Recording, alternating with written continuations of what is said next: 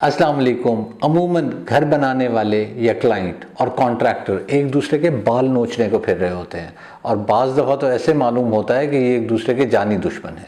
आज की वीडियो में हम वही रीज़न्स बताएंगे जिसमें कॉन्ट्रैक्टर और घर बनाने वाले एक दूसरे के जानी दुश्मन बन जाते हैं और एंड में, वीडियो के एंड में मैं ये भी बताऊँगा कि शुरू में क्या कर लिया जाए तो कम से कम इसकी नौबत नहीं आएगी। बहुत सारे कमेंट्स हमें आते हैं कि सभी कॉन्ट्रैक्टर बेईमान होते हैं, सब दो नंबरी करते हैं, फ्रॉड करते हैं। वैसे आपको सिर्फ 1 मिनट में ये बताऊंगा कि कॉन्ट्रैक्टर का भी कुछ ऐसा ही ख्याल होता है होम बायर्स के बारे में। वो भी यही सोचते हैं कि ये बेईमान होते हैं, ये बाद में जाके इनकी रिक्वायरमेंट्स बढ़ जाती हैं, डिमांड्स बढ़ जाती हैं, सब कुछ हो जाता है और ये हमें इस तरह तंग करते हैं।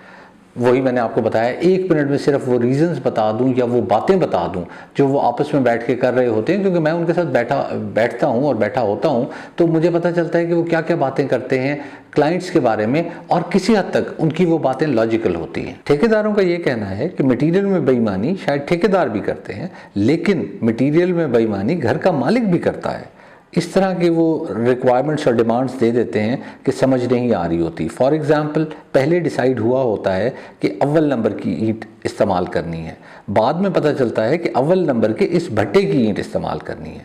अब मे बी अव्वल ईंट, लेट से लाहौर शहर की अगर बात करूं तो 12 रुपये से स्टार्ट हो जाती है, लेकिन मे बी वो भट्टा 14 रुपये की वो ईंट दे रहा हो और उसकी क्वालिटी ज़्यादा हो, तो ये चीज़ पहले बता देनी चाहिए।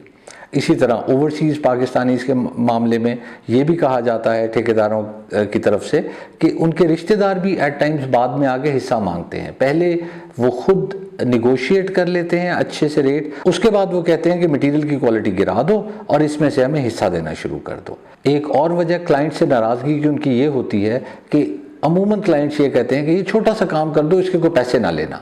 तो जब पहले सारी चीज़ें डिसाइड हो चुकी होती हैं तो बाद में एडिशनल काम क्यों करवाया जाता है? वो कहते हैं हमने कोई चैरिटी ऑर्गेनाइजेशन नहीं खोली होती, हमने जो काम करना है उसके पैसे लेने हैं। तो ये हमें क्यों इंसिस्ट किया जाता है कि ये छोटा सा काम है, इस पर तो बस 10-15 हज़ार लगेंगे। अगर इस तरह के 10 काम भी निकल आए तो उनके 1.5-2 लाख रुपया मार्जिन से निकल जाता है। रिश्तेदारों के सामने क्लाइंट्स बिल्कुल अनजान बन जाते हैं कि मैंने तो सब कुछ ठेकेदार पर छोड़ा हुआ था, इसने जो किया है, जैसे किया है वो आप देख लें। अब ऐसा नहीं होता।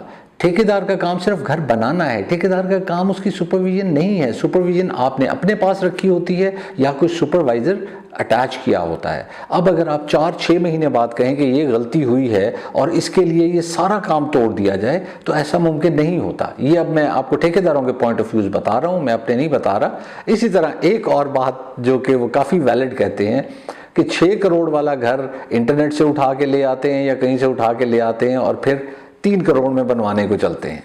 अब जितनी भी वैल्यू इंजीनियरिंग कर लें आप 20% बचा लेंगे, 25% बचा लेंगे, 6 करोड़ वाला घर आपका 5 करोड़ में बन जाएगा। लेकिन ऐसा मुमकिन नहीं है और ये कोशिश करते हैं कि वो घर 3 करोड़ में बन जाए और फिर वहाँ से लड़ाइयाँ शुरू हो जाती हैं। फैसला मैं आप पे छोड़ता हूँ कि आप लोग एवेल्यूएट कीजिए और मैं वो रीजंस बताता हूँ, उसमें भी आप एवेल्यूएट कर लीजिएगा कि किस कदर क्लाइंट की गलती होती है और किस कदर ठेकेदार की। तो चले पहले पॉइंट की तरफ चलते हैं। सबसे ज़्यादा लड़ाई इस बात पे होती है कि तयशुदा काम में क्या शामिल है और क्या शामिल नहीं है। ग्रे स्ट्रक्चर पर यह लड़ाई बहुत ज़्यादा होती है कि क्या चीज़ शामिल थी, क्या चीज़ नहीं थी। सेप्टिक टैंक बनना था, इंक्लूडेड था ग्रे स्ट्रक्चर में, कितना बड़ा बनना था, कितना गहरा बनना था, इसमें बाउंड्री वॉल शामिल थी, शेड्स इंक्लूडेड थे। अगर शेड्स इंक्लूडेड थे तो वो स्क्वायर फीट में काउंट होने थे, अगर काउंट होने थे तो वो फुल एरिया में काउंट होने थे, 50% काउंट होने थे, 33% काउंट होने थे। आपकी प्लेंथ बीम थी, डीपीसी थी, आपकी पाइप्स जो एक्सटर्नल आ रहे थे उन पाइप्स का क्या करना था, उन पाइप्स को अलहदा से चार्ज करना था या उसी चार्जेस में थे जो ग्रे स्ट्रक्चर के थे। छत पे जो टाइल्स लगनी हैं उनका क्या होना था। मैं कई घंटे इस पे बात कर सकता हूँ, ये जो कन्फ्यूजन्स पैदा होती हैं आपके ग्रे स्ट्रक्चर के मामले में, लेकिन मैं इसे यहीं ज़्यादा डिटेल में नहीं जाता। किसी और वीडियो में कंप्लीट डिटेल में जाऊँगा इस सिलसिले में। इसी तरह फिनिशिंग में टाइल्स किस प्राइस की लगनी थी, डोर के हैंडल्स किस क्वालिटी के थे, चौकाठें अगर लकड़ी की लगनी थी तो वो पहले मेंशन कर दी जानी चाहिए थी उन्हें कि ये फिनिशिंग में आएंगी। अगर दूसरी चौकाठें थी तो वो ग्रे स्ट्रक्चर में लगती हैं। तो क्या क्या शामिल है और क्या क्या शामिल नहीं है, इस पे मेरे ख्याल में सबसे ज़्यादा लड़ाइयाँ आपके कॉन्ट्रैक्टर और मालिक मकान के दरमियान होती हैं। कीमत क्या तय हुई थी? इस तरह भी होता है कि कॉन्ट्रैक्टर जिस कीमत पे डिसाइड हुआ होता है घर बनाना, कुछ अरसे बाद वो ये कहना शुरू करता है कि महंगाई बहुत बढ़ गई है, अब उतने में काम करना मुमकिन नहीं है, तो अब आप मेरे साथ रेट्स रिवाइज़ करें या मुझे कुछ एक्स्ट्रा पैसे दें। इसी तरह बाज़ दफ़ा ये होता है कि वो कहते हैं कि जो चीज़ें आप मांग रहे हैं वो चीज़ें अब मुमकिन नहीं रही। वही बात, इन्फ्लेशन का फैक्टर आ गया, कोई और बहाना आ गया, चीज़ों अच्छी के डिमांड आ गई, तो उसने आपसे पैसे ज़्यादा मांगने शुरू कर दिए। ये एक बहुत बड़ी लड़ाइयाँ डलवाता है। पैसों का मामला, वैसे भी पैसों के मामले में बहुत लड़ाइयाँ होती हैं, लेकिन स्पेसिफ़िकली अगर इसमें मैं बात करूं तो इसमें भी ठेकेदार और मालिक मकान की काफ़ी लड़ाइयाँ होती हैं। उसके बाद लड़ाइयाँ होती हैं कि पेमेंट किस वक्त करनी है और कितनी करनी है। दोनों की तरफ से गलती की जाती है। कभी कॉन्ट्रैक्टर जल्दी पेमेंट मांगना शुरू कर देता है कि ईद आ रही है, फलां आ रहा है, मुझे लेबर को पेमेंट देनी है, ये करना है, वो करना है, तो आप मुझे पहले पेमेंट दे दें। और दूसरी तरफ क्लाइंट भी पेमेंट डिले करते हैं। बहुत कॉमन फैक्टर है, क्लाइंट्स पेमेंट डिले करते हैं और जो वक्त आता है उस पर पेमेंट नहीं देते और फिर काम रुक जाता है। काम रुक जाता है तो लेबर कहीं और चली जाती है और फिर उसके बाद आपकी कॉस्ट बढ़ने का जवाब बन जाता है ठेकेदार के पास कि वो ज़्यादा पैसे मांगे। ये तो बहुत ही कॉमन है कि क्वालिटी ऑफ कंस्ट्रक्शन पर लड़ाइयाँ शुरू हो जाती हैं। बहुत ही कॉमन है कि क्लाइंट और कॉन्ट्रैक्टर में लड़ाइयाँ शुरू हो जाती हैं क्वालिटी ऑफ कंस्ट्रक्शन पर। दोनों तरफ से गलती हो सकती है इसमें भी।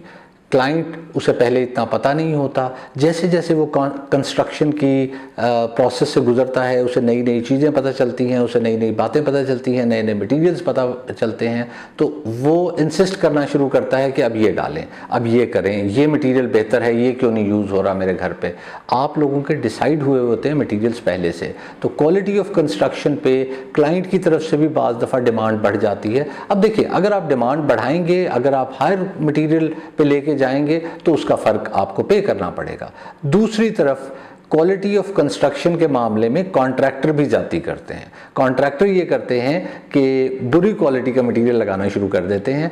जो आपसे कमिट हुआ होता है वो क्वालिटी आपको नहीं दे रहे होते। जब वो आपको वो क्वालिटी नहीं दे रहे होते तो फिर जेन्युइनली आपकी लड़ाई बनती है उनसे। उसमें मैं ये नहीं कहूँगा कि उन्हें सपोर्ट नहीं करूँगा कॉन्ट्रैक्टर्स को, फिर आप उन्हें निकाल भी सकते हैं या उनसे लड़ भी सकते हैं। स्पीड ऑफ कंस्ट्रक्शन पर कभी कभी तो कॉन्ट्रैक्टर बहुत स्लो स्पीड पर जा रहा होता है और आपको पता लग रहा होता है कि जो उसने टाइमलाइन दी है घर मुकम्मल करने की उसमें वो मुकम्मल नहीं करेगा। तो ये जवाज़ नहीं बनता, स्लो जाना यह गलत बात है। होता ये है, नॉर्मली तेज़ घर बनाने में कॉन्ट्रैक्टर को ज़्यादा फ़ायदा होता है, बट उसकी प्रायोरिटी डिफरेंट हो जाती है। उसे कोई बड़ा काम मिल जाता है, उसके पास उतने रिसोर्सेज नहीं होते, आपसे कुछ पैसे मिले हुए होते हैं, वो चाह रहा होता है कि उस काम पे लगा दे और इस तरह वो वहाँ से भी पैसे कमा ले, यहाँ से थोड़े से कम कमा लेगा, वहाँ से ज़्यादा पैसे कमा ले, और इस तरह का वो अपना कुछ वो बनाता है प्रॉफिट एंड लॉस और स्लो कर देता है आपका काम। ये बिल्कुल गलत है, ये कॉन्ट्रैक्टर को नहीं करना चाहिए। On the other hand client की तरफ से बाज़ दफ़ा ये होता है कि आपका घर बन रहा है और आपके रिश्तेदार आते हैं, वो कहते हैं कि इतना स्लो घर बन रहा है, या आपके साथ कोई और घर बन रहा है वो बहुत स्पीड पे घर बन रहा होता है, तो आप कहते हैं कि मेरा घर अभी यहाँ पहुँचा है, वो घर वहाँ पहुँच गया है।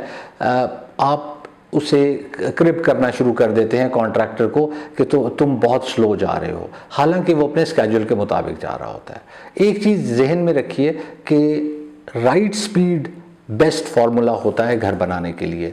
बहुत ज़्यादा तेज़ घर बनाने में मैंने अभी आपको बताया कि कॉन्ट्रैक्टर को ज़्यादा फ़ायदा होता है, लेकिन उसमें बहुत सारी ऐसी चीज़ें होती हैं, बहुत गलतियां होती हैं जो अंदर छुप जाती हैं, आपको पता ही नहीं चलता। इसलिए अमूमन कॉन्ट्रैक्टर्स बहुत ज़्यादा तेज़ स्पीड रखते हैं, बहुत ज़्यादा लेबर घुसा देते हैं, मिस्त्री घुसा देते हैं। सारे मिस्त्री उस क्वालिटी के नहीं होते, तो बैलेंस स्पीड पे चलना चाहिए और वो बेस्ट स्पीड होती है आपके घर के मुकम्मल होने के लिए। अगर आप इस बात पे लड़ाई कर रहे हैं कि साथ वाला घर तेज़ जा रहा है हालांकि आपका घर स्केड्यूल के मुताबिक बन रहा है, तो फिर मेरे ख्याल में आपकी तरफ से ये अनजस्ट हो जाता है और ऐसी लड़ाई आप ना कीजिए। ड्राइंग फॉलो ना करना और उस पर लड़ाई हो जाना। कॉन्ट्रैक्टर अगर आपने चूज़ किया है जिसे ड्राइंग पढ़नी ही नहीं आती, जिसे ड्राइंग समझ ही नहीं आती, तो उस बेचारे का क्या कसूर है। वो ऐसा नहीं कर पाएगा कि आपके घर के लिए वो स्पेशली ड्राइंग्स पढ़ना सीख ले, तो ऐसा तो मुमकिन नहीं है। आपने इंटेंशनली वो कॉन्ट्रैक्टर चूज़ किया है जिसे ड्राइंग पढ़नी नहीं आती। अगर उसे ड्राइंग पढ़नी नहीं आती तो फिर आपको उसके साथ गुजारा करना पड़ेगा और उसके साथ ही चलना पड़ेगा। अगर आप उसे कहें कि ये ड्राइंग के मुताबिक नहीं हुआ तो वो अनफॉर्चुनेटली ड्राइंग के मुताबिक नहीं कर सकेगा।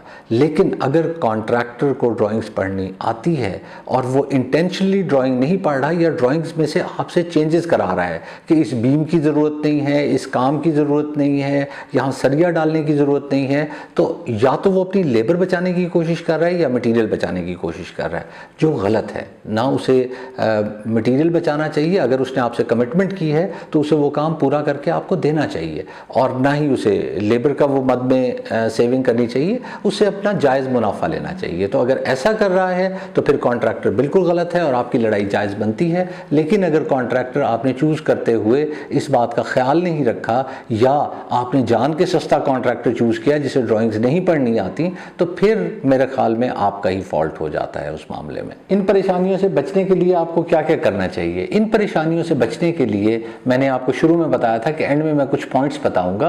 अगर आप उन पे अमल करेंगे तो यकीनन ये 100% तो ख़त्म नहीं होंगी परेशानियां या लड़ाइयां, लेकिन काफ़ी हद तक कम हो जाएंगी। तो चलें अब वो शेयर करता हूं। उसके लिए आपको ये टेबल दिखाने जा रहा हूं मैं। चीज़ें बिल्कुल क्लियर और ट्रांसपेरेंट रखें और हर चीज़ पूछ लें, और पूछने के बाद हर चीज़ लिख भी लें।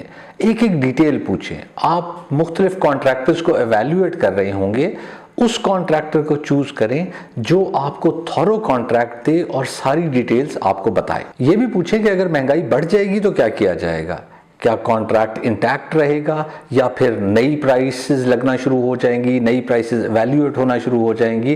तो फिक्स्ड कॉन्ट्रैक्ट में आपको ज़्यादा फायदा होता है। वर्क स्केड्यूल मांगे, थोड़ा बहुत ऊंच नीच हो जाती है, वो जायज़ है, बट टाइमलाइंस जहां भी बर्स्ट होने लगेंगी आपको पता लग जाएगा। वर्क स्केड्यूल को अच्छे से देख लें और एवेल्यूएट कर लें क्या सही टाइमलाइंस दी गई हैं या अनरियलिस्टिक टाइमलाइंस हैं या बहुत डिलेड टाइमलाइंस हैं। पेमेंट कब कब करनी है वो ज़रूर लिख लें, पूछ लें, डिस्कस कर लें, बता दें कॉन्ट्रैक्टर को।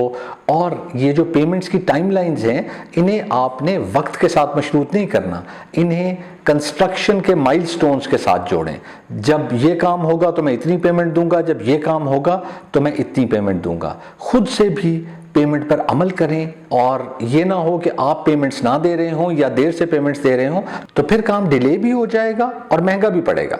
मटेरियल्स जो इस्तेमाल होने हैं उनकी फहरिस्त तैयार करें, चाहे कॉन्ट्रैक्टर फहरिस्त तैयार करे चाहे आप करें, और दोनों के पास ये मौजूद होनी चाहिए। कॉन्ट्रैक्टर का ऑफिस विजिट करें और उसकी टीम और कैपेबिलिटी को एवेल्यूएट करें कि क्या उसकी जो टीम है जो आपके प्रोजेक्ट पे लगनी है वो आपका काम कर भी सकती है या उसमें कैपेबिलिटी नहीं है। उसका क्वालिटी ऑफ वर्क भी चेक करें जो कि आप जाके उसकी साइट्स पर देख सकते हैं कि कैसा काम हो रहा है। कॉन्ट्रैक्टर से ये जरूर पूछें कि अगर कोई तब्दीली करवाई जाएगी, यानी कि जो करंट ड्राइंग्स हैं उसमें कोई चेंज आ जाएगी, तो उस सूरत में क्या होगा, किस तरह पैसे देने होंगे, क्या करना होगा, और अगर कोई चीज़ ख़त्म कराई जाएगी या ओमिट कराई जाएगी तो उस सूरत में क्या पैसे कम होंगे।